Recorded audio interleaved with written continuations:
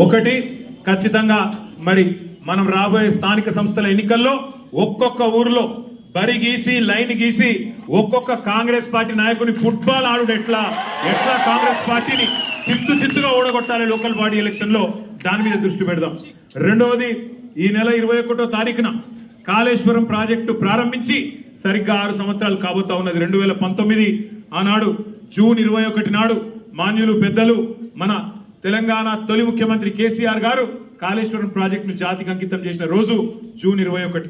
మరి ఆ రోజు కూడా సార్ని అడిగి మనం పార్టీగా ఒక నిర్ణయం తీసుకొని ఏం చేసి మళ్ళీ ఒక్కసారి కాళేశ్వరం గొప్పదనం ప్రజలకు చెప్దాం, ఆలోచన చేయాల్సిన బాధ్యత మన మీద ఉంది. రాష్ట్ర వ్యాప్తంగా కొంత కార్యక్రమం చేయాల్సిన బాధ్యత కూడా మన మీద ఉంది. ఇక మనకు నోటీసులు వచ్చుడు, మనం పోవుడు, ఇవన్నీ కూడా రొటీనే. పాత చింతకాయ పచ్చడి, దీన్ని పట్టించుకోవాల్సిన అవసరం కానీ దీని గురించి ఆందోళన పడాల్సిన అవసరం కానీ లేదు.